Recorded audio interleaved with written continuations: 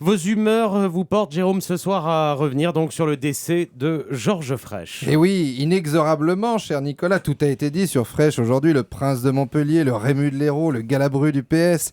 Alors ce qui est marrant, c'est que j'en parlais ce matin avec un copain montpelliérain, pas marseillais comme le vôtre, David, dont vous avez parlé tout à l'heure, mais un copain montpelliérain ici au café à Paris. Je lui dis, mais c'est fou quand même qu'un type aussi controversé ailleurs soit à ce point populaire chez vous. Et il m'a répondu un truc assez juste, il m'a dit, oui, mais parce que Frêche, il balançait des conneries, mais de chez nous. Une connerie de chez nous, eh ben c'est moins con qu'une connerie qui vient de loin. Parce que c'est une connerie qu'on connaît, qu'on a vu grandir. Regardez, vous, à Paris, des gens qui disent des conneries, vous en avez plein. Vous n'avez même pas fini la connerie de 15h, qu'il y a déjà la connerie de 16h qui arrive. Alors que nous, à Montpellier, on est avec lui. Comment on va faire maintenant ? Alors oui, il y a Louis Nicolin, le président du club de foot, qui a traité une fois un joueur de petite tarlouse, mais qu'est-ce que c'est à côté de Frêche ? C'est une léchouille. À la grande époque de notre Jojo, en haute saison, c'était une connerie par semaine. Jean-Paul II abruti, le tunnel du tram de Montpellier qui t'amène à Ouarzazate, les footballeurs noirs, les flics accusés de mettre le feu aux bagnoles, la tronche de Fabius.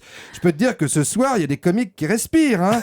T'avais pas intérêt à mettre le nom de Frêche à l'affiche du Théâtre des Deux Ânes à Paris. Le gars faisait ça le comble, il redescendait plus à Montpellier. Alors voilà pour la réaction de mon ami montpelliérain. Alors attention, hein, le décès de Georges Frêche monopolise les médias, la région de Montpellier, mais peut-être pas toute la France. C'est vrai qu'on a tous vécu ça.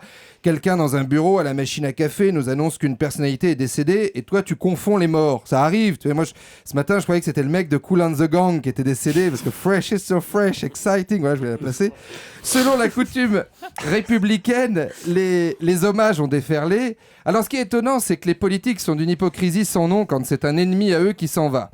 Aubry, au-delà des désaccords que nous avons pu avoir, je me souviens d'un grand élu visionnaire et bâtisseur. T'as dû l'écrire vite celle-là, Martine. Hein.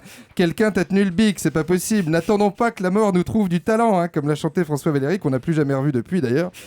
J'imaginais de manière un peu taquine le préfet, le représentant de l'État, qui, quand une personnalité officielle, aussi sulfureuse soit-elle, vient à disparaître, est obligé de dire un petit mot à la cérémonie. Donc j'imaginais le préfet de l'Hérault. Hein. Bon, c'est bon, ça marche. Bon, alors Georges Frêche, résumez votre vie en quelques mots, ce n'est pas simple. Hein. Je voulais parler de... Alors ça non, ça non plus, ça c'est pas la peine, les statues encore. Mais voilà, j'espère que j'ai pas été trop long. Voilà, je rends la parole à monsieur le curé. Et moi, je rends la parole à Nicolas Demorand. À demain. À demain, mon cher Jérôme.